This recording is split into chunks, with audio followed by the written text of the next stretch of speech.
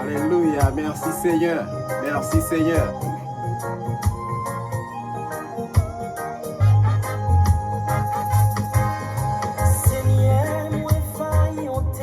Alléluia.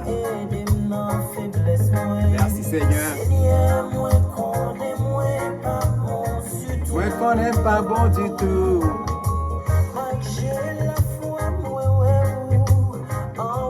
Sous mon calvaire. Seigneur, aide-moi servir. Alléluia. À travail. Merci Seigneur. Alléluia.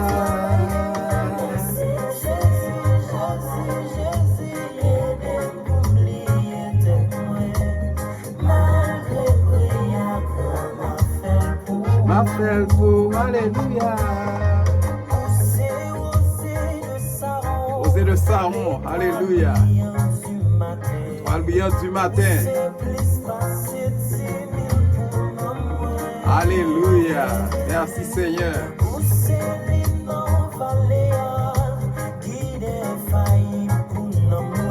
Alléluia. Aide-moi servir au Seigneur. Alléluia. À repousser moi. Alléluia.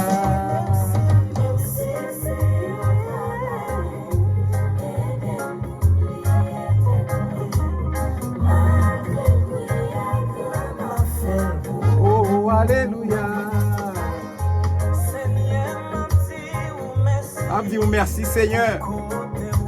Pour côté tes bras. Alléluia. Fais-moi une petite au Seigneur. Alléluia.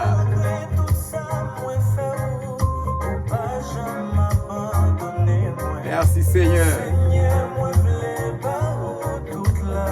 Oui, alléluia.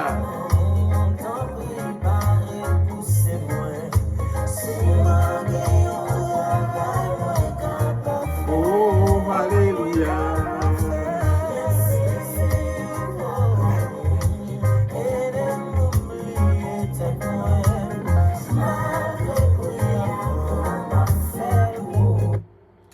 Frère Maxime le Seigneur, à soir, que mon Dieu bénisse nous.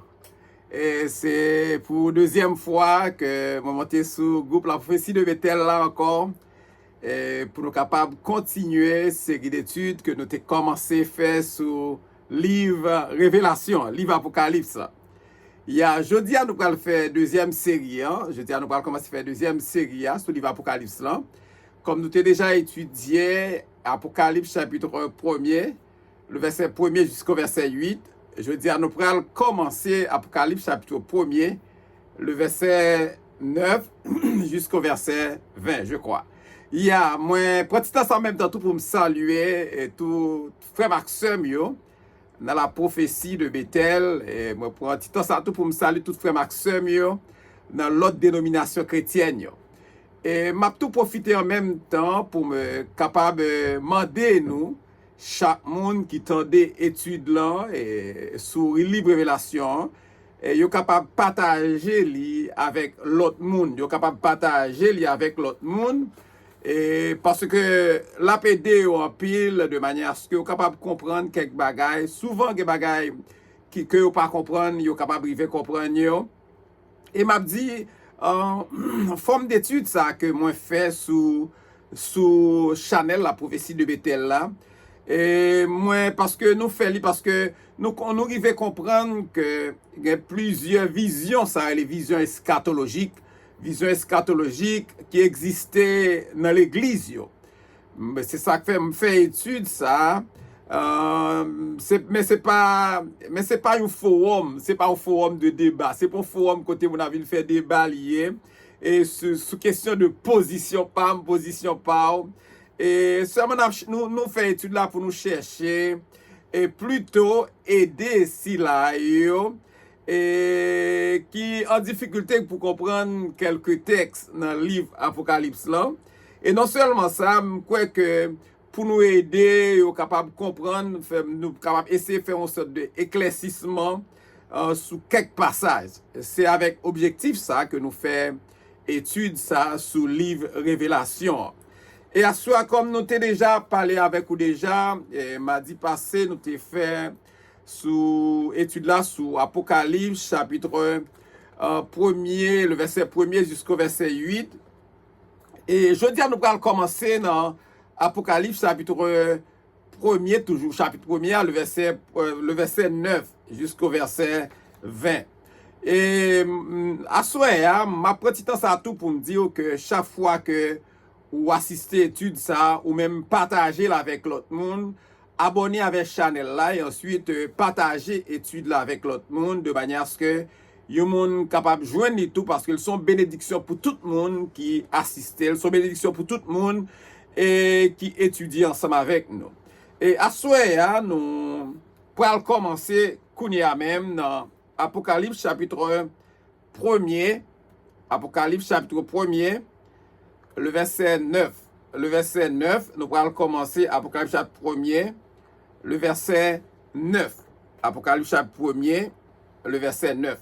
Ouvrez Bible ensemble avec moi pour nous capables d'étudier ensemble la parole de Dieu.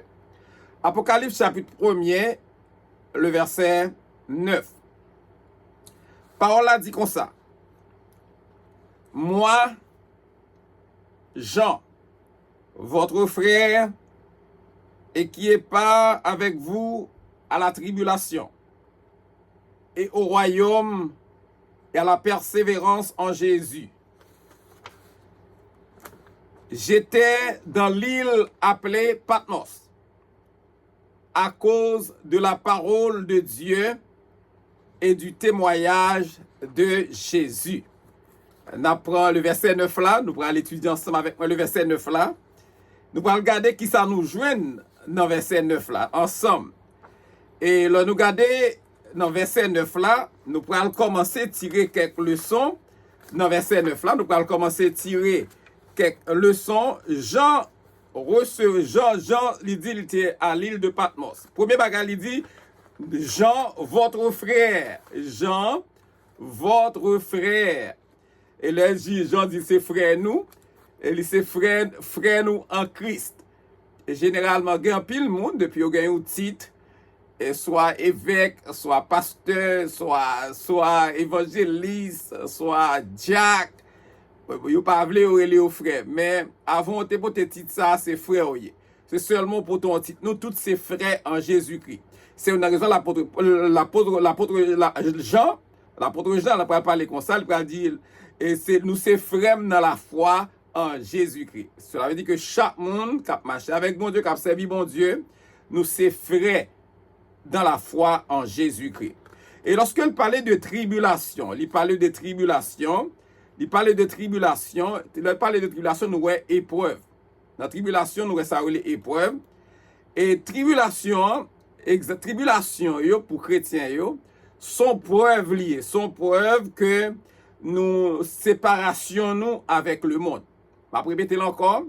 Tribulation, pour nous en tant que chrétiens, c'est une preuve de séparation nous avec le monde. Et épreuve ça, il dit, il fait la gloire des saints. Et là, nous regardons, nous dit séparation, il dit tribulation, sont preuves qui montrent que nous séparés avec le monde du monde. Et là, souvent, là, nous dit monde. Là, nous dit monde souvent. Monde a plusieurs significations. Mot monde là, souvent, il est employé dans divers sens. Il emploie monde dans divers sens. Premièrement, on a parlé de monde matériel. C'est-à-dire l'univers créé par Dieu. Monde matériel, l'univers créé par Dieu, ça c'est la première façon on est capable parler de monde. La deuxième façon on est capable de parler de monde, c'est la terre avec habitants, moun qui habité là-dedans, et ses habitants, la terre et ses habitants. Et c'est deuxième façon capable de parler de monde. Bon, troisième façon capable de parler de monde, c'est l'humanité tout entière. Le genre humain, c'est capable de parler de troisième bagage, ça on capable parler de monde. Là, on parle de l'humanité entière, on peut considérer Jean 3, le verset 16 jusqu'au verset 17. Quatrième bagage, on capable de parler de monde, tout il dit, c'est l'ensemble de monde qui était loin, bon Dieu. Monde qui fait ça, vous voulez, monde qui agit, vous voulez, ils considèrent comme le monde. L'ensemble de ceux qui soient loin de Dieu et qui vivent dans le péché. C'est monde, ça, vous parlez de le monde. C'est ça fait nous dire, n'aimez point le monde, ni les choses qui sont dans le monde. Et m'a dit, en cinquième façon, vous capable le monde là tout, c'est état d'esprit. D'état d'esprit, et m'ta dit non seulement ça, d'aspiration et valeur et façon où vivre, façon où agir. Et c'est un coup de monde qui loin bon Dieu. Yo considère ça souvent tout comme monde là. Et à soir nous te voulons bon petit parler légèrement sur question de monde là, mais lorsque le parler de épreuve tout, nous avons un texte qui dans 2 Thessaloniciens chapitre 1er le verset 4 et 5 et il dit aussi nous glorifions nous de vous dans les églises de Dieu à cause de votre persévérance et de votre foi au milieu de toutes vos persécutions et des tribulations que vous avez à supporter. Et c'est ça, parler de tribulation, et nous disons tribulations sont preuves que nous séparons du monde. Et l'autre bagage qui est important, c'est que il dit royaume, dans le texte nous royaume, nous soulier royaume. Royaume, nous soulier, c'est la cité céleste. Et le royaume dans le passé, le royaume dans le présent et le royaume dans l'avenir. C'est le royaume de la vie, c'est la cité céleste. Ça veut dire que déjà, nous tous ces citoyens, nous ces citoyens, les gens qui ont servi bon Dieu, yo ces citoyens, royaume bon Dieu. Et je dis, nous commençons à vivre début de éternité. Nous commençons à vivre début, commencement, éternité, parce que nous déjà fait partie, nous ces citoyens, nous ces citoyens, royaume bon Dieu. Nous commençons à vivre début éternité. Et c'est ça fait à soi, lorsque nous parlons de royaume, nous est cité céleste. Et j'ai envie de parler tout de persévérance en Jésus. Persévérance en Jésus. Les gens parlaient de persévérance en Jésus. Et Jésus parlait de persévérance. Les gens parlaient de persévérance en Jésus. Ils parlaient de espoir que le gain que Jésus a retourné. Espoir que le gain que Jésus a retourné. Et c'est pour raison ça lui dit notre persévérance nous li basée sur promesse retour Jésus-Christ. C'est la persévérance nous, c'est la persévérance pas basée sur le retour sous promesse Jésus fait nous dit la retourner vient chercher nous. Si nous apprenons un texte dans Hébreux chapitre 10 le verset 35 à 36, il dit, n'abandonnez donc pas votre assurance. N'abandonnez pas votre assurance à laquelle, amen, est attachée une grande rémunération. Parce que tout le monde qui travaille, tout le monde qui a persévéré, il y a pour rémunérer, il y a pour recevoir une récompense. Parce qu'il dit dans le verset 36, car vous avez besoin de persévérance afin qu'après avoir accompli la volonté de Dieu, amen, vous obteniez ce qui vous est promis. Nous joignons ça, nous te promettons nous après que nous faisons volonté bon Dieu. Et Jean pral dire, il pral expliquer comment il était dans l'île de Patmos. Il a expliqué comment il était dans l'île de Patmos Et il pral dit que le nou Patmos, j'étais dans l'île appelée Patmos. OK.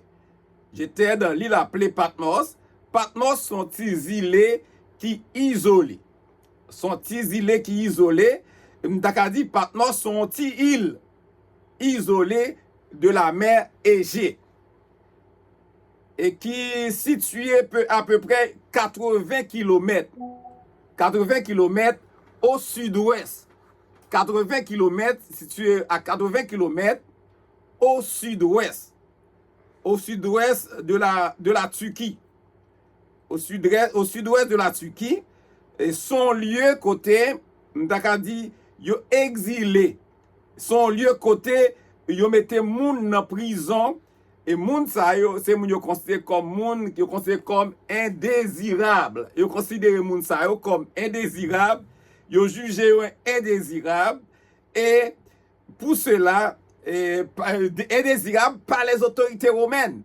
Après ça, yo mette moun sa yo dans prison sous île ça. C'est ça qui est arrivé. Et Jean, il a mette Jean, il a isolé, il a exilé Jean sous île ça. Il dit à cause de la parole de Dieu et du témoignage de Jésus. À cela, nous regardons l'île de Patmos là, sont îles qui sont situées dans la mer Égée, à 80 km au sud-ouest d'Éphèse, près de la côte de la Turquie. Et son lieu d'exil, il dit, côté mettez moun, il considère comme indésirable. Et c'est moun qui ont ces autorités romaines, ils considèrent moun ça comme moun indésirable, ils mettent en prison dans zone ça. Son zone isolée que liée. Et Jean dit, ils mettent en prison à cause de la parole de Dieu. Et là, nous la parole de Dieu, nous Jésus. Et Jésus, c'est la vérité divine. Jésus, c'est vérité divine révélée et par sa parole et son exemple. Et son bagage qui est clair, Jésus, elle n'a pas la parole. Nous jouons dans Jean 1er, chapitre 14. Nous jouons dans Jean 1er, chapitre 14. Nous Jean 1er, le chapitre 14, il montre clairement, il dit, et la parole a été faite chair. Elle a habité parmi nous, pleine de grâce et de vérité. Et nous avons contemplé sa gloire, une gloire comme la gloire du Fils unique venu du Père. Ça montrait clairement que Jésus est la parole. C'est ça que fait Jean dit comme ça, il mettait l'autre bois à cause de la parole de Dieu qui est Jésus. Et il dit témoignage de Jésus à cause du message de Dieu. Et moun k'ap témoigner l'amour Christ, m'a dit ou fait par la présence du Saint-Esprit et dans la vie ou fait par la présence du Saint-Esprit dans la vie ou et ou vient un messager de Dieu. Et c'est pas parce que vous capable avec capacité pas ou mon fait parce que et le Saint-Esprit dans la vie ou. Ça fait n'a joindre dans Apocalypse chapitre 19 le verset 10 il dit et je tombais à ses pieds pour l'adorer. Mais il me dit garde-toi de le faire.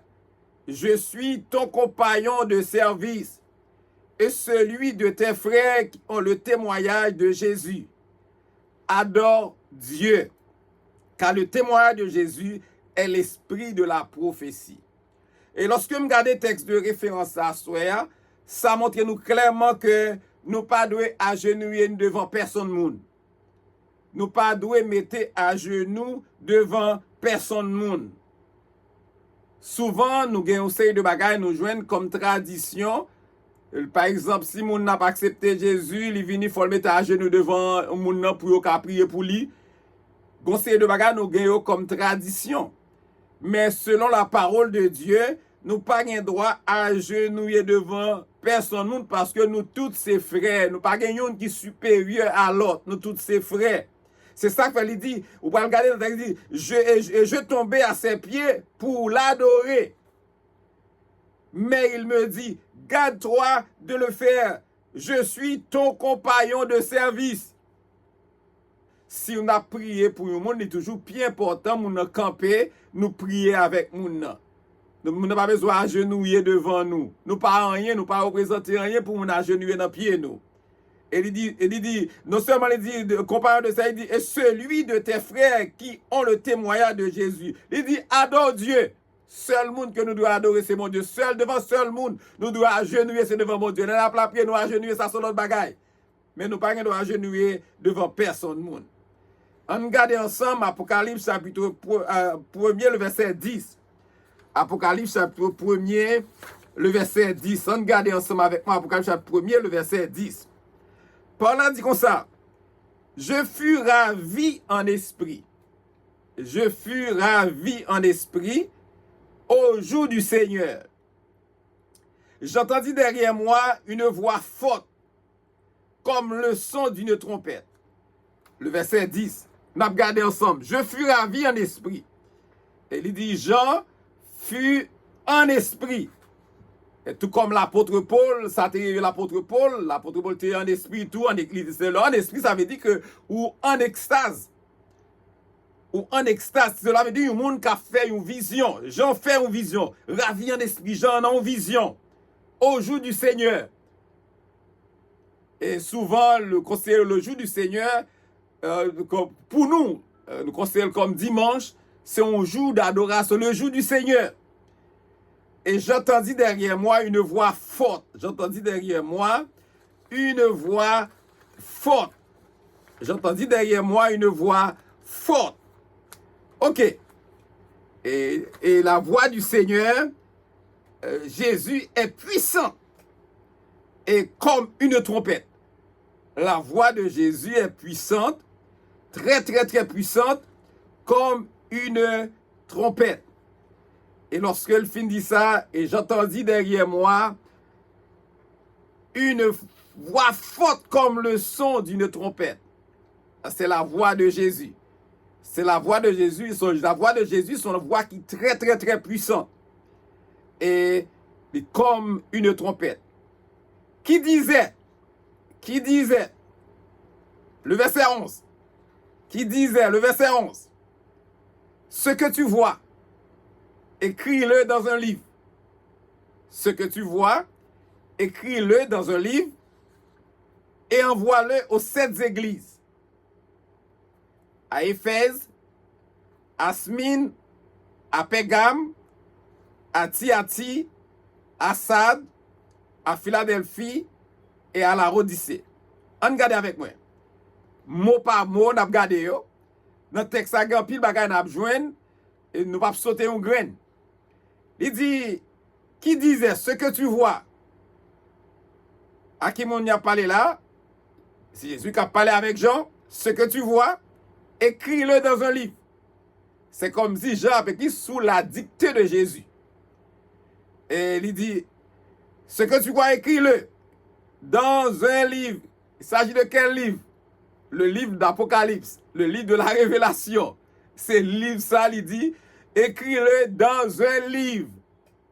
C'est le livre de la révélation, c'est le livre de l'Apocalypse. Ok? Il dit, page, ça montre clairement, Apocalypse, ça c'est page imprimée qui restera toujours le moyen de page qui est imprimé qui a toujours été pour moyen pour utiliser moyen utilisé par Dieu pour parler à son peuple. Depuis nous écrit, la capable de comme un souvenir pour nous capables de continuer à partager avec tout le peuple jusqu'au retour de Christ, jusqu'à ce que Jésus-Christ retourne. Parole ça a continué à parler. Ça fait il dit ce que tu vois, écris-le dans un livre. Le livre d'Apocalypse. Le livre d'Apocalypse, le livre de la révélation. Et c'est ça, il dit écrit-le dans un livre. Et il dit envoie-le aux 7 églises. Ok. Regardez, pour question de livre, regardez Jérémie 36, le verset 2. Jérémie 36, le verset 2, on a regardé ensemble. Jérémie 36, le verset 2 dit, prends un livre. Et tu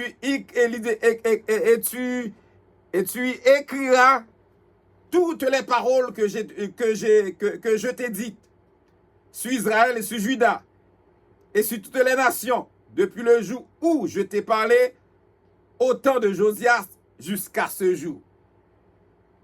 Parmi moi, Dieu écrit dans ce livre, c'est le livre de l'Apocalypse, c'est le livre de la Révélation. Cette église, et on voit aux 7 églises. Les 7 églises représentaient le peuple de Dieu. Le peuple de Dieu, on regardait 7 églises, le peuple de Dieu. Ok, c'est les 7 églises, le peuple de Dieu. Il dit, non seulement cette église, c'est peuple bon Dieu, hein? Il dit, c'est un symbole, 7, je te dis ça déjà dès le début, 7, c'est un symbole de plénitude. 7 sont symbole de totalité. 7 sont symbole de perfection. Et elle dit, le symbole de perfection, de totalité, de plénitude, représentant un message pour l'Église universelle de Dieu. C'est pour ça, il représentait un message pour l'Église universelle de Dieu. M'a dit à chaque Église a une condition spirituelle spécifique. Chaque Église a une condition spirituelle spécifique et représenté, tout est représenté un moment de l'Église chrétienne à travers l'histoire. M'a répété encore, chaque Église a une condition spirituelle très spécifique. Et tout est représenté un moment de l'Église chrétienne à travers l'histoire.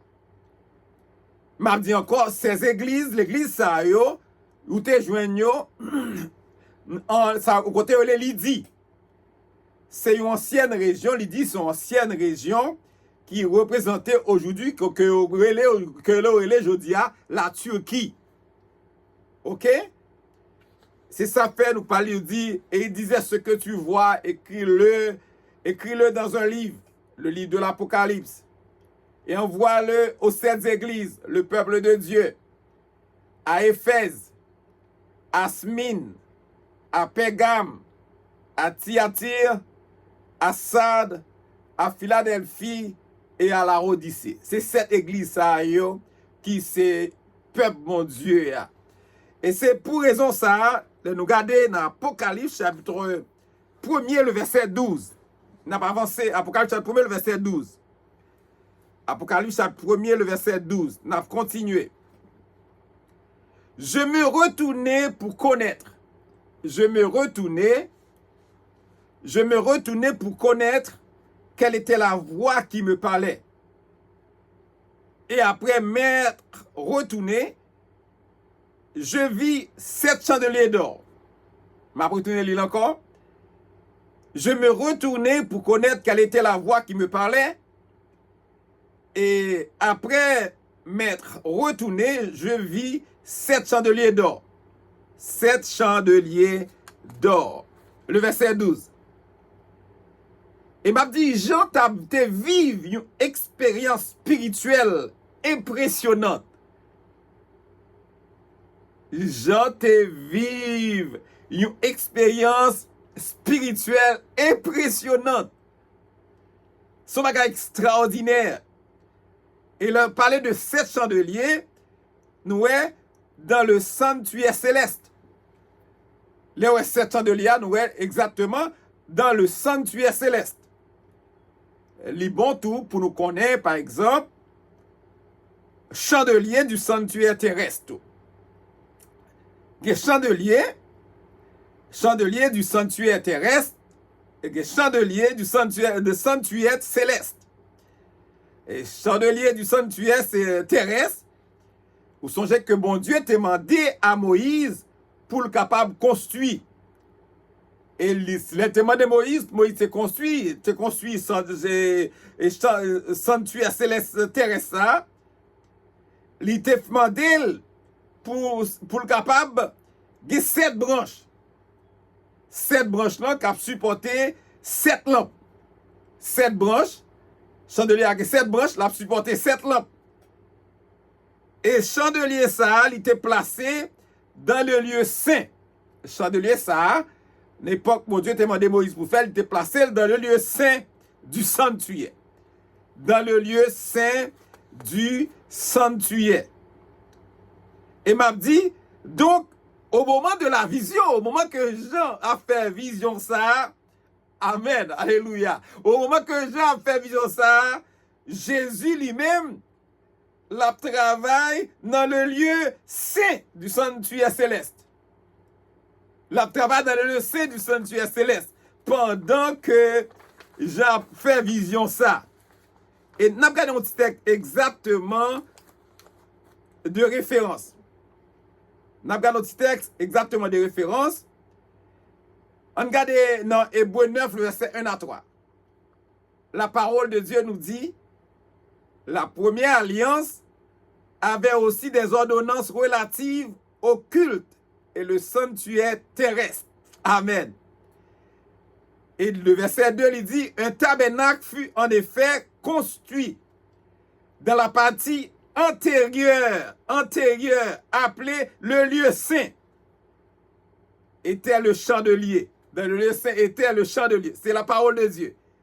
La table et les pains de proposition. Le verset 3, il dit, derrière le second voile se trouvait la partie du tabernacle appelée le Saint des Saints. C'est ce qu'on appelle le lieu très saint.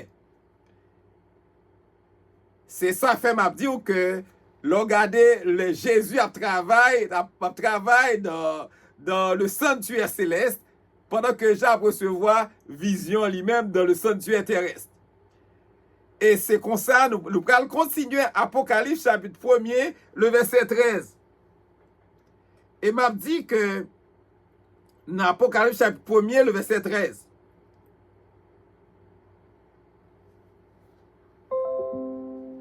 Non, avant de montrer dans le verset 13 là, tout le verset 12 dit, après m'être retourné, je vis 7 chandeliers d'or. Et lorsque il dit il retourner, il ouais 7 chandeliers d'or. Tout dans le verset 12. M'a dit 7 chandeliers d'or ça, Jean recevoir une vision cette fois-ci. Il recevoir une vision, fois ça, il ouais 7 chandeliers qui symbolisaient 7 l'église yo te mentionné. Pour le montrer, 7 églises yo te mentionné telles que l'église Éphèse, Smyrne, Pergame, Thyatire, Sardes, Philadelphie et la Odyssée. Et 7 chandeliers dans ça, l'église ça a symbolisé qui mentionnait dans verset 11 là. Et m'a dit que nous devons souligner que le fait qu'une congrégation devrait ou doit être une lumière dans ce monde, tout ça va représenter comment l'église doit être une lumière dans le monde. On regarde ensemble Apocalypse 1er, le verset 13. Parce que nous faisons verset par verset. Apocalypse 1er, le verset 13, qui sa parole a dit, et au milieu des 7 chandeliers,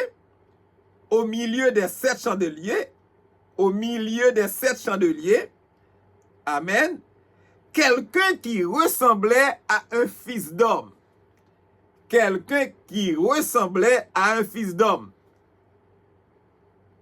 Vêtu d'une longue robe, ayant une ceinture d'or sur la poitrine. Amen. Là, nous sommes au milieu des 7 chandeliers. Nous déjà connaissons 7 chandeliers, ils représentaient les 7 églises. Mais au milieu des 7 chandeliers, quelqu'un qui ressemblait à un fils d'homme, au milieu des 7 chandeliers. Ça veut dire, au milieu des 7 chandeliers, nous avons protection divine. Nous avons la protection divine. Au milieu des 7 chandeliers, nous avons la protection divine. C'est-à-dire, le milieu, et le centre, il représentait protection et direction bagaille. Et les 7 chandeliers, ils représentaient l'église de Dieu. Image ça, il représentait Jésus a surveillé, alléluia, qui a dirigé l'église li à travers le temps. Amen. Cela veut dire, ouais, Jésus, qui a surveillé, qui a dirigé l'église li à travers le temps. Cela veut dire, là nous ouais, que là nous dit comme ça, au milieu des 7 chandeliers, quelqu'un qui ressemblait à un fils d'homme. C'est Jésus qui, au milieu, les 7 chandeliers. Mais au milieu des chandeliers, pour donner, pour bailler protection, pour bailler direction, alléluia, à cette église. C'est une raison du qual que je dis Jésus a surveillé, alléluia, l'église li. Elle a dirigé l'église li à travers le temps. Et ça fait, c'est pas Jésus qui a dirigé l'église là, pas rien de sérieux qu'a fait. On regarde à ça, on prend un texte par exemple, texte de référence, dans Matthieu 28, le verset 20. Il dit nous, enseignez-leur à observer tout ce que je vous ai prescrit. Et voici, je suis avec vous tous les jours jusqu'à la fin du monde. Amen. Et il dit les 7 chandeliers. Les 7 chandeliers, c'est l'église de Dieu à travers le temps. Amen. Les 7 chandeliers, c'est les 7 églises que nous sommes citées en haut. Et c'est les 7 églises de Dieu à travers le temps. Et le chandelier, c'est une image de l'église qui a comme mandat. Amen, amen, amen, amen. Le chandelier, c'est comme l'église. Alléluia. Le chandelier, c'est comme l'église. Comme c'est une image de l'église là. Alléluia. Qui gagne un mandat. Alléluia. Pour porter lumière dans le monde. Mais après, mettez-le encore. Chandelier a son image. L'église là, qui son image de l'église là. Qui gagne un mandat pour porter lumière dans le monde. Les 7 chandeliers, c'est 7 périodes de l'église de Dieu à travers le temps. Amen. Alléluia. Les 7 chandeliers, c'est 7 périodes de l'église de Dieu à travers le temps. Et m'a dit comment l'église là, il recevoir un mandat pour porter lumière dans le monde là. Si on t'apprend un texte ça, même Jean le dit dans Apocalypse chapitre 1er, le verset 20, on prend Matthieu chapitre 5, le verset 14 à 16, il dit, vous êtes la lumière du monde. Une ville située sur une montagne ne peut être cachée. Le verset 15, et on n'allume pas une lampe pour la mettre sous le boisseau, mais on la met sur le chandelier et elle éclaire tous ceux qui sont dans la maison. Alléluia. Le verset 16, pour nous, mes frères et sœurs, que votre lumière luise, alléluia, ainsi devant les hommes, afin qu'ils voient vos bonnes œuvres et qu'ils glorifient votre Père qui est dans les cieux. Amen. Amen. Et l'éclair m'a dit, à soi, l'important pour nous, en tant que monde qui a servi mon Dieu, pour nous connaître que nous sommes lumière. Nous devons oublier quel que soit à côté de nous passer. Il dit, ouais, comme ça, il dit, quelqu'un qui ressemblait à un fils d'homme. Quelqu'un qui ressemblait à un fils d'homme. Alléluia. Quelqu'un qui ressemblait à un fils d'homme. Là, on dit le fils de l'homme, nous, son titre messianique. Son titre messianique, son titre du Messie, titre messianique, que nous jouons dans Daniel, chapitre 7, le verset 13-14. Et il parlait de le Fils de l'homme. Il fait référence à Jésus en tant que Messie.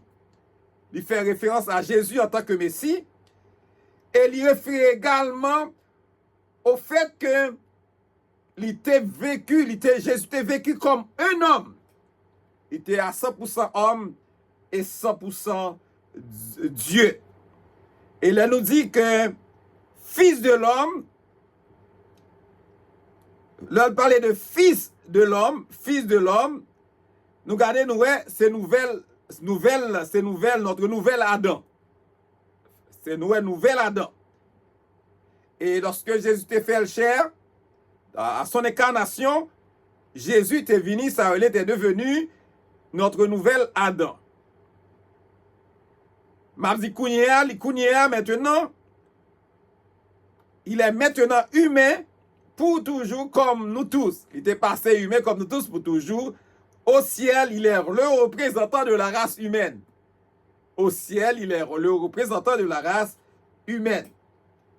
Et comme bagay qui est important, m'a dit à Soéa, c'est que il dit vêtu d'une longue robe, vêtu d'une longue robe et ayant une ceinture d'or sur sa poitrine.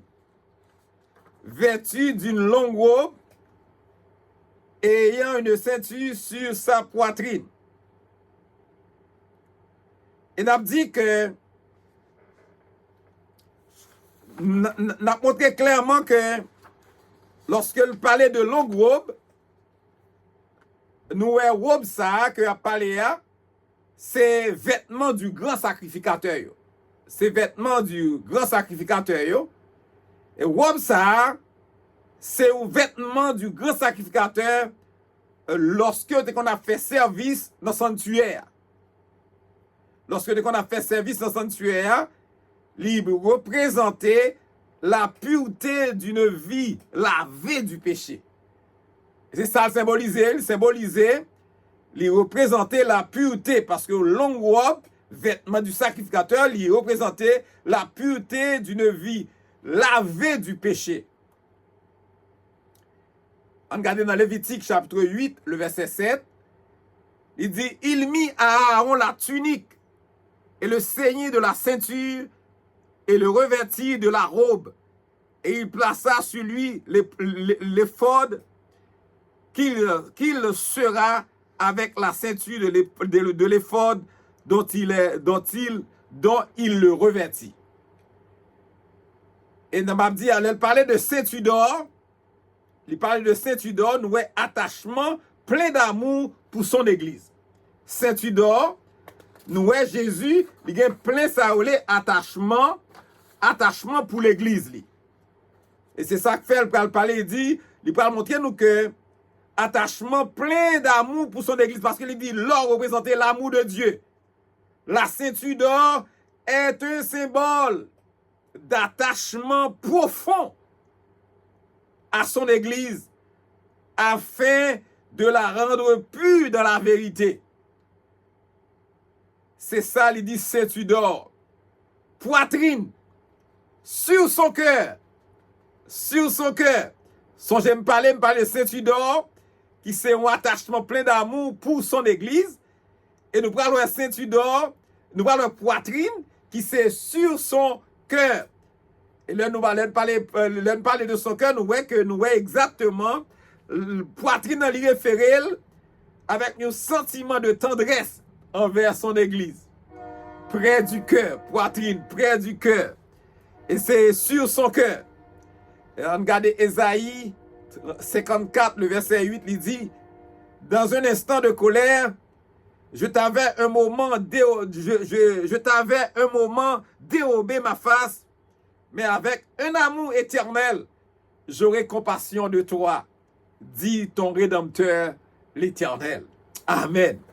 Apocalypse chapitre 1er, le verset 14, nous finissons avec le verset 13 là, qu'on y en a point le verset 14 là, et qu'on bagaille avant que m'entrer le verset 14 là, moi te voulais dire comme ça, et le parlait d'une longue robe ayant une ceinture d'or sur sa poitrine, nous avons ce qu'on appelle la dignité et la royauté de Jésus, le roi des rois.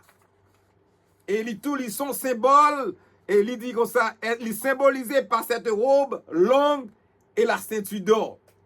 Et c'est ça, il est symbolisé. Et c'est pour raison ça, nous allons regarder ensemble dans Apocalypse chapitre 1er, le verset 14. Sur sa tête et ses cheveux, m'appliquons ça, sa tête et ses cheveux étaient blancs. Sa tête et ses cheveux étaient blancs.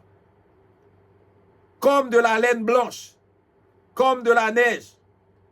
Ses yeux étaient comme une flamme de feu Ses yeux étaient comme une flamme de feu. À ce qu'on a regardé ensemble, sa tête et ses cheveux étaient blancs. Et nous avons regardé ensemble tout comme une flamme de feu. Blanc. Blanc toujours symbolisé la pureté. Blanc toujours symbolisé la sagesse ou bien la justice. M'a dit Jésus te possédé ça ou sagesse et justice. Jésus te gagné ça ou sagesse et justice de Dieu. Papal. Et m'a dit ce que nous avons pointé description ça de l'ancien des jours qui est Dieu le Père. Jean mettait en relief le caractère divin de Jésus. Jean montrait que Jésus c'est bon Dieu. On regardait dans Daniel chapitre 7 le verset 9, il dit je regardais pendant que l'on plaçait des trônes et l'ancien des jours s'assit. Son vêtement était blanc comme la neige et les cheveux de sa tête étaient comme de la laine pure. Son trône était comme des flammes de feu et les roues comme un feu ardent. Et nous voyons exactement que lorsqu'il dit blanc, il symbolisait sagesse et justice. Nous regardons flammes de feu. Dans le verset ça, nous regardons flammes de feu. On regarde le verset ça, flamme de feu. C'est tout dans le verset 14. Nous regardons flammes de feu. Et souvent, tout nous capable de dire blancheur à tout, tête qui blanche en tout. Et cheveux, Seigneur Jésus, il révélé, ça relève luminosité. Luminosité de sa gloire. Que nous jouons Ézéchiel, chapitre 1er, le verset 27 jusqu'au verset 28. Ses yeux étaient comme une flamme de feu. Ses yeux étaient comme une flamme de feu. On regarde des flammes de feu. On regarde des flammes de feu, nous, pénètre les pensées du cœur. Pénètre les pensées du cœur. Lorsque nous voyons flamme de feu, c'est que Jésus capable de penser qui dans le cœur tout le monde. Pénétrer les pensées du cœur, pénètre les pensées du cœur. Le feu dans ses yeux, dans les yeux de Jésus, le feu dans les yeux de Jésus, on lui représentait l'idée que Jésus est capable de voir dans les ténèbres. Amen. L'idée, il dit, le feu dans ses yeux, il représentait que Jésus est capable de voir dans le fer noir. Par un côté, Jésus va caouer là pour tout côté. Dans les ténèbres de nos âmes. Et Jésus est capable de penser qui dans le cœur chacun de nous. Amen. C'est ça fait on dit flamme de feu. Le feu, il dit, dans ses yeux, il représentait l'idée que Jésus est capable de voir dans les ténèbres de nos âmes. Il est capable d'y penser chacun de nous. On regarde comme texte de référence, Jérémie 17, le verset 10.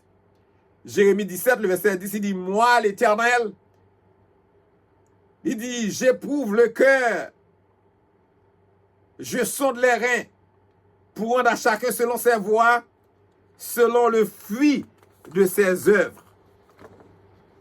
Selon le fruit de ses œuvres. On continue toujours. Apocalypse chapitre 1er, le verset 15. Apocalypse chapitre 1er, le verset 15. Apocalypse chapitre 1er, le verset 15. Regardez. Ses pieds étaient semblables à de l'airain ardent. Ses pieds étaient semblables à de l'airain ardent.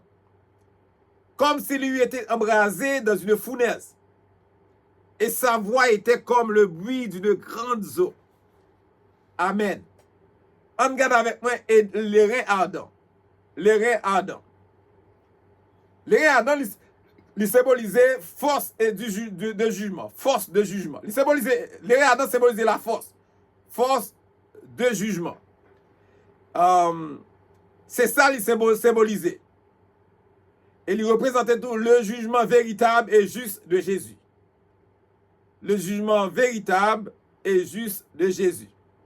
Dans Apocalypse chapitre 16, le verset 7, comme texte de référence, et j'entendis l'autel qui disait, oui Seigneur, Dieu Tout-Puissant, tes jugements sont véritables et justes. C'est texte de référence.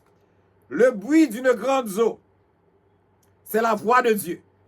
Le bruit d'une grande eau, c'est la voix de Dieu. C'est ça le symboliser. Le bruit d'une grande eau, C'est symboliser la voix de Dieu. Voix ça, particulièrement, c'est la voix de Dieu. C'est voix ça qui t'a fait entendre dans l'Ancien Testament, qui était la voix de Jésus, la parole de Dieu.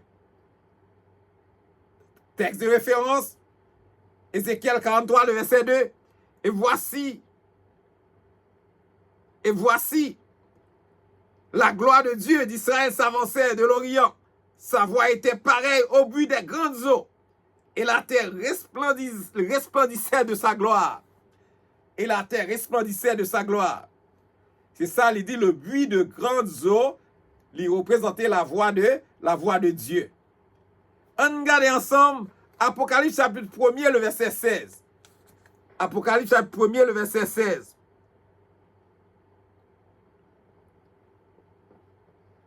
Et nous avons regardé, avant de monter dans le verset 16, nous avons regardé que la voix du Seigneur, tout, il était décrit comme une trompette. Au verset 10. Et ici, là, dans le verset 15, il décrit comme de grandes eaux. Et m'a dit que, dans ce sens, chaque fois, il y a un bagage capable de symboliser l'autre bagage. Parce qu'on regarde, il dit dans le verset 10, voile t'es comme une trompette, et quand il y a voile, c'est un coup, il dit ressemblant à de grandes eaux. Décrit comme ressemblant à de grandes eaux. Et on regarde ensemble Apocalypse chapitre 1, le verset 16. Il avait dans sa main droite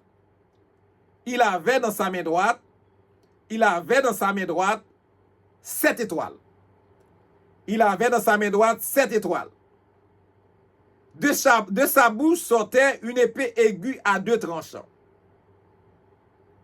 Et son visage était comme le soleil lorsqu'il brille dans sa force. On regarde ensemble, on continue ensemble, pas à pas, on regarde, il dit, il avait dans sa main droite, on souligne un petit bagage en bas, main droite là, il avait dans sa main droite, amen, depuis qu'il y a main droite, il y a protection divine, la main droite, c'est la protection divine. Lorsqu'on être dans la main de Dieu, il représentait la protection divine. Lorsqu'on nommé bon Dieu, il représentait la protection divine qui préservait nous de toute attaque satanique. Amen. C'est ça la main droite. Cela veut dire, il avait dans sa main droite, c'est-à-dire la protection divine, 7 étoiles. Encore, il avait dans sa main droite, la protection divine, 7 étoiles. 7 étoiles dans la main, dans sa main. 7 étoiles, ça, il symbolisait les 7 pasteurs des 7 églises.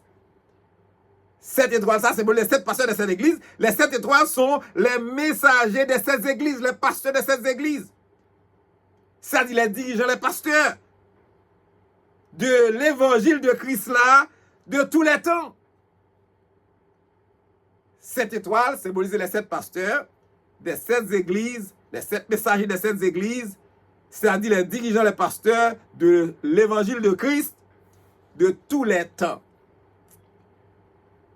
On regarde dans Apocalypse chapitre 1, le verset 20, nous prenons fini, nous prenons ça, nous dit, mais ça texte l'a dit. Le mystère des 7 étoiles que tu as vu dans ma main droite et les 7 chandeliers d'or, les 7 étoiles sont les anges des 7 églises. Les 7 étoiles sont les anges des 7 églises, c'est-à-dire les 7 pasteurs des 7 églises. Et les 7 chandeliers sont les 7 églises. Les 7 chandeliers sont les 7 églises. Amen. Vous avez une réponse, oui? On regarde épée aiguë à 2 tranchants. On regarde épée aiguë à 2 tranchants. On regarde épée aiguë à 2 tranchants. Ok? Épée aiguë à 2 tranchants, il symbolisait la parole de Dieu. Épée aiguë à 2 tranchants, il symbolisait la parole de Dieu. M'a dit, tout ça qui sortit dans la bouche de Jésus, tout ça qui sortit dans la bouche de Jésus est la parole de Dieu. Qui te transmet, par nous à travers les Saintes Écritures, à travers la Bible. Aussi, je suis capable de dire le Saint-Esprit et parler à travers conscience nous. Et c'est à partir de toute parole ça que nous avons pour nous juger. Ok, à partir de toute parole ça nous avons pour nous juger. On regarde ensemble avec moi toujours. Sortait de sa bouche une épée aiguë à 2 tranchants, qui représentait la parole de Dieu de la bouche du Seigneur. À 2 tranchants. À 2 tranchants qui symbolisaient, démontré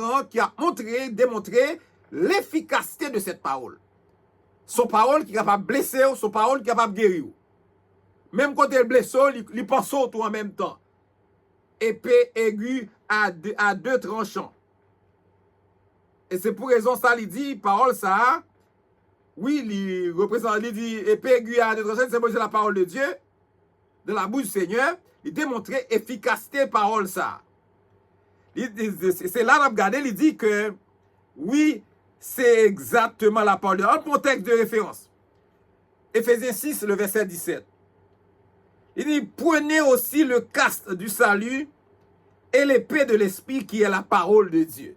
Amen. Amen. Éphésiens 6, le verset 17.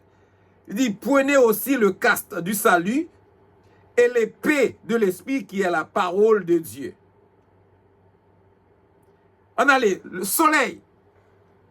Ok, regardez le soleil. Le soleil. Son visage était comme le soleil. Le soleil symbolisait la gloire de Dieu. Le soleil symbolisait la gloire de Dieu. Oui. Lumière, ça lui représentait la gloire du caractère d'amour et de justice de Dieu. C'est ça, le soleil représentait la gloire de Dieu. Et que lumière lui représentait la gloire du caractère d'amour, caractère l'amour et de justice de Dieu. Amen.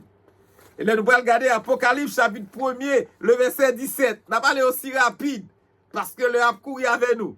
Apocalypse chapitre 1er, le verset 17, qui fait le constat, c'est peut-être pour capable comprendre, ni aller verset par verset. Si vous ne pas comprendre nos bagailles, et vous pouvez poser une question, puis devant, vous capable de répondre. Apocalypse chapitre 1er, le verset 17. Quand je le vis, je tombais à ses pieds, comme mort, il posa sur moi sa main droite en disant, ne crains point. C'est Akimoun. Ça, c'est Jean, c'est Jésus qui a parlé avec lui, il dit, même, mais quand je le vis, la moelle, je tombais à ses pieds comme mort. Comme un monde qui est mobile, qui n'a pas faire mouvement, un monde qui est censé mourir. Il posa sur moi sa main droite. La main droite de Jésus. C'est l'ange qui pose main. C'est l'ange qui pose main. Ne crains point, ne crains point, ne crains point. Pas besoin de peur. Mais avant de rentrer dans le verset 18, il dit comme ça, je suis le premier et le dernier.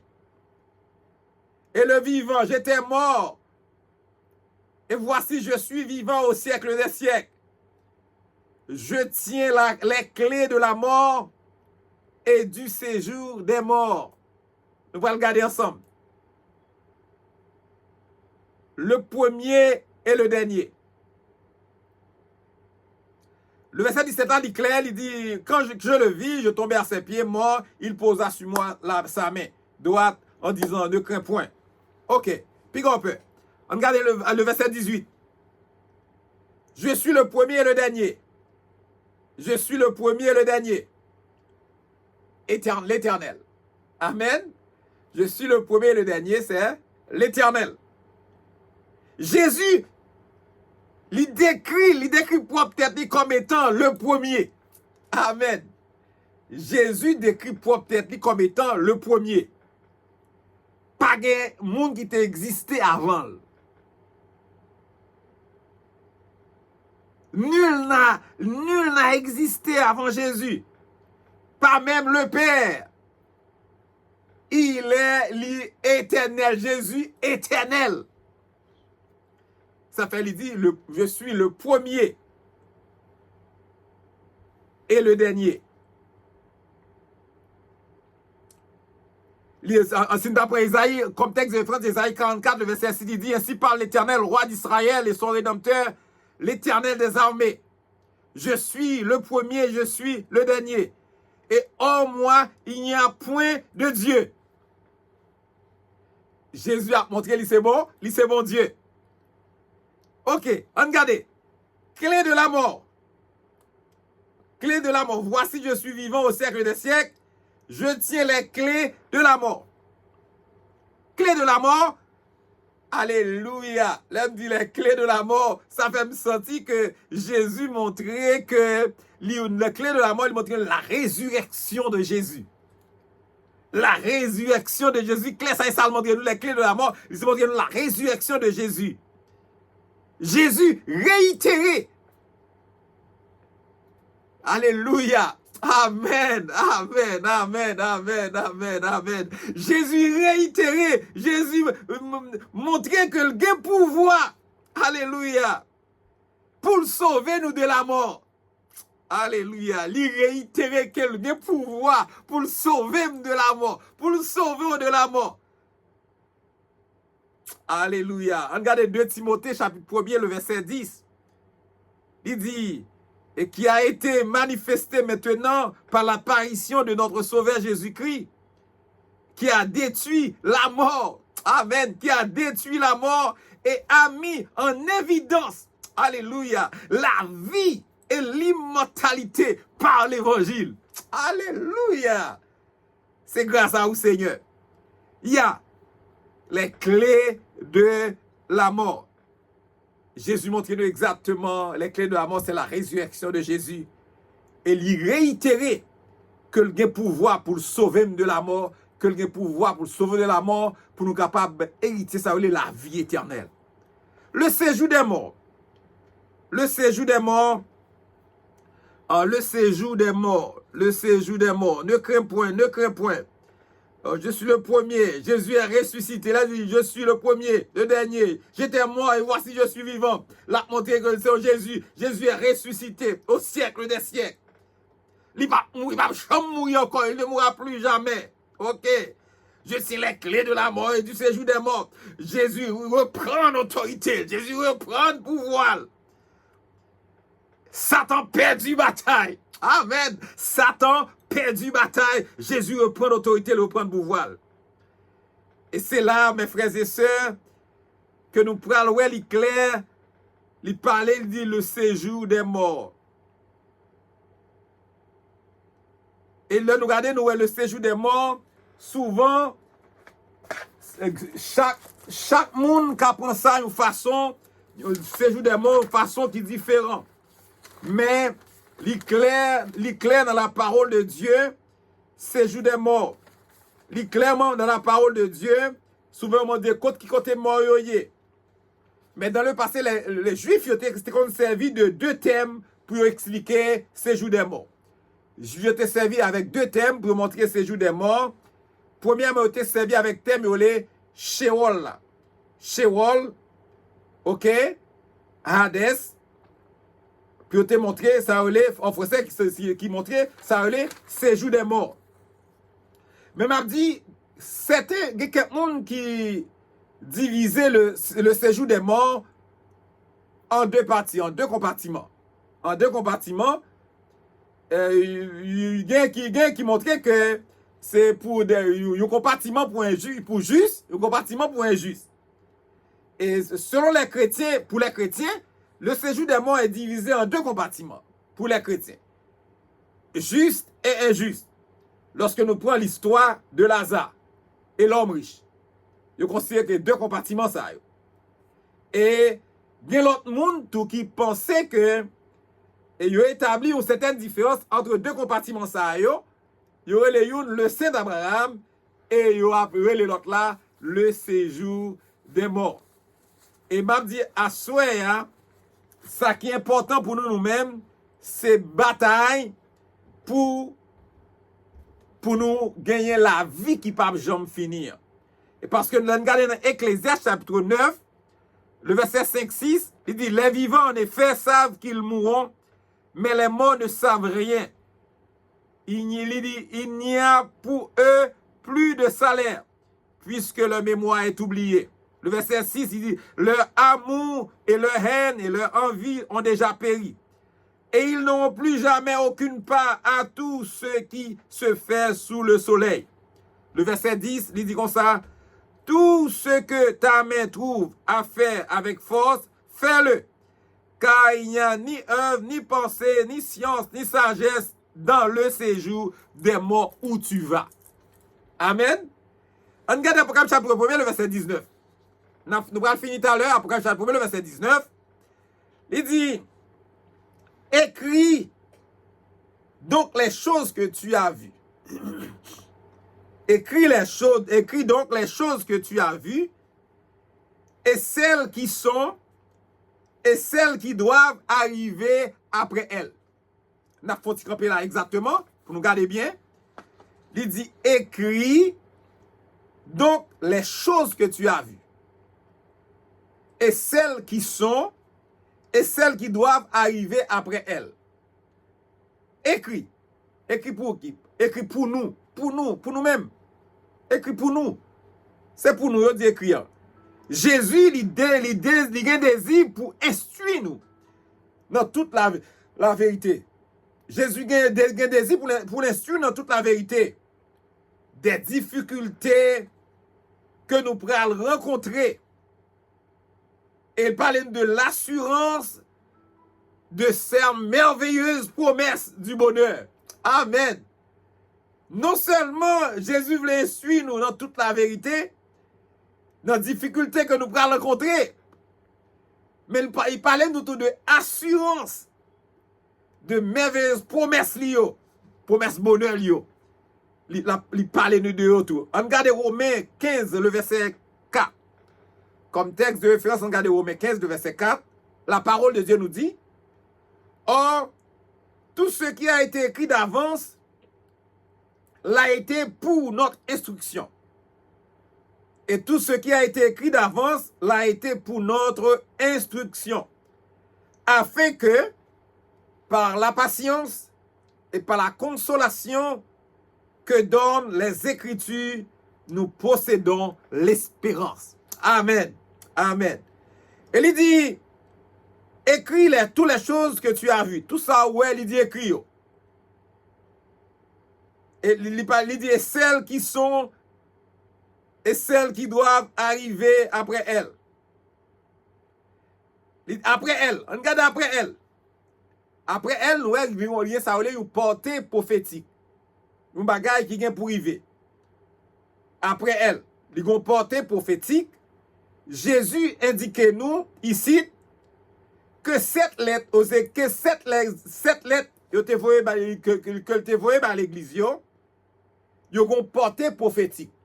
Et ça, Jésus montré. Cette lettre, il te voyé par cette église, ils ont une portée prophétique. Il décrit, il dit comme ça, elles décriront les 7 phases de l'histoire de l'église. Ils pral décrit 7 phases de histoire l'église de Dieu à travers le temps. Des jours de Jean jusqu'à la fin. Frère Maxime, ça, moi, dans le texte, ça tout, il montre nous le passé, dans l'histoire, dans le livre, ça, il parle nous du passé, il parle nous du présent, et il parle nous du futur. Apocalypse chapitre 1, le verset 20, pour terminer à souhait. Apocalypse chapitre 1, le verset 20, il dit, le mystère des 7 étoiles que tu as vues, le mystère des 7 étoiles que tu as vues dans ma main droite. Les 7 étoiles que tu as vues dans ma main droite, Les 7 étoiles que tu as vues dans ma main droite. Et des 7 chandeliers d'or, les 7 étoiles sont les anges des 7 églises. Et les 7 chandeliers sont les 7 églises. Amen, amen. Ma fini là à souhait. Ok. Le mystère des 7 étoiles que tu as vu. Le mystère. Regarde le mystère. Le mystère, c'est une vérité cachée. L'on dit mystère son vérité qui cachée. Jésus commençait par révéler nous quelques symboles. Jésus commençait par révéler nous quelques symboles prophétiques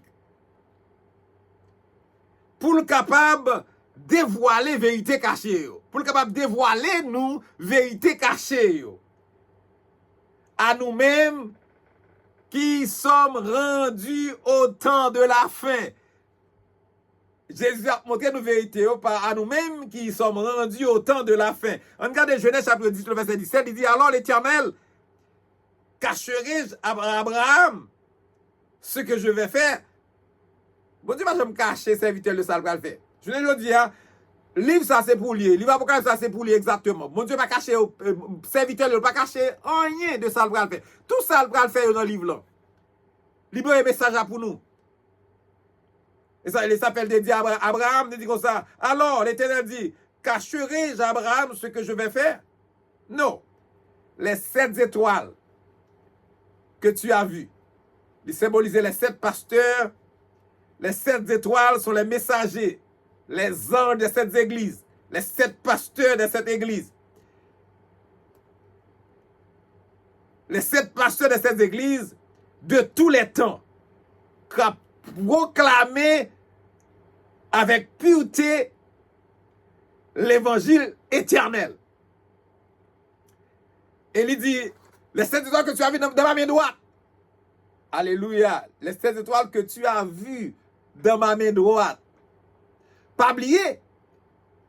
Les 7 étoiles symbolisent les pasteurs, mais qui bon ouais, pasteurs dans la main droite de Jésus. C'est que yo dans en bas protection, la protection divine. Amen. Chaque pasteur qui est appelé, yo dans en bas la protection divine de Dieu. Moi dis pasteur appelé. Moi pas dit pasteur raqueteur, non, moi dis pasteur appelé. Parce que faire une étude théologique, être un pasteur sur l'autre bagaille. Parce qu'au cas où étude théologique, ça veut dire ou son pasteur pour ça, ou une certaine connaissance de la parole de Dieu. Mais pour le pasteur, c'est une vocation, c'est un appel de Dieu. N'importe monde pas qu'un pasteur. Pasteur a son vocation, c'est un appel de Dieu. Le bon Dieu relève ou non blâmer mon Dieu. C'est ça fait les étoiles que tu as vues dans ma main droite. C'est-à-dire, il montre clairement que cette pasteur ça y est dans la protection, mon Dieu. Ange, c'est messager. L'ange est un symbole de messager de Dieu. Pour sa parole, pour le transmettre parole, mon Dieu, à le monde là. Apocalypse chapitre 14, le verset 6, m'appelle ça. Je vis un autre ange qui volait par le milieu du ciel, ayant un évangile éternel pour l'annoncer aux habitants de la terre, à toute nation, à toute tribu, à toute langue et à tout peuple. Amen. 7 chandeliers, les 7 églises. Nous avons 7 étoiles qui symbolisent les 7 pasteurs de cette église qui placés sous protection divine de la main droite de Jésus. 7 chandeliers, nous avons c'est les 7 églises, l'église de Dieu à travers le temps. Les 7 églises de Dieu à travers le temps. Les 7 chandeliers, c'est l'église de Dieu à travers le temps. Les chandeliers, nous te dit, sont image de l'église qui a comme mandat. Chandelier, nous dit, c'est image de l'église qui gagne comme mandat pour apporter lumière dans le monde. Les 7 chandeliers, il dit, c'est les 7 périodes de l'église chrétienne à travers le temps. 7 églises, le peuple de Dieu. 7 est symbole de plénitude et de totalité. Symbole de perfection, ce qui représentait l'Église universelle de Dieu. Amen. Amen. Amen. Nous espérons que bon Dieu béni ou assoya Nous espérons que mon Dieu accompagne à soir pour le moment nous t'es passé ensemble dans l'étude ça, parole de Dieu sous livre Révélation et chapitre 1er du verset 9 jusqu'au verset 20. Et nous c'est ton plaisir, c'est un honneur pour nous être ensemble avec vous à soir. Nous espérons que le moment nous passer ensemble est capable un moment de bénédiction pour chaque monde qui te prend du temps pour participer ensemble avec nous. Nous espérons que, comme nous dit déjà, étude à nous pas faire comme un forum de débat, mais nous faisons pour nous capables éclaircir dans quelques textes bibliques qu'on t'a capable si ou pas comprendre, mais leur fin de nous, ou qu'à joindre quelques ou capable joindre bénédiction, ou capable joindre quelques réponses tout dans ça ou pas de comprendre. Nous espérons que mon Dieu bénisse, que mon Dieu garde, que mon Dieu continue à accompagner, que mon Dieu continue à couvrir. Passez une bonne soirée avec le Seigneur. C'est pasteur Ézéchiel Salomon de l'église La Prophétie de Bethel. Et nous espérons que vous êtes capable de partager étude ça et abonner avec Chanel là de manière à ce que pour nous capables d'étudier ensemble parce que nous prenons tout le temps nous pour nous étudier tout le livre Apocalypse là jusqu'à chapitre 22. Nous espérons que bon Dieu bénisse, que mon Dieu garde. Passez une bonne soirée avec le Seigneur. Que Dieu vous bénisse abondamment.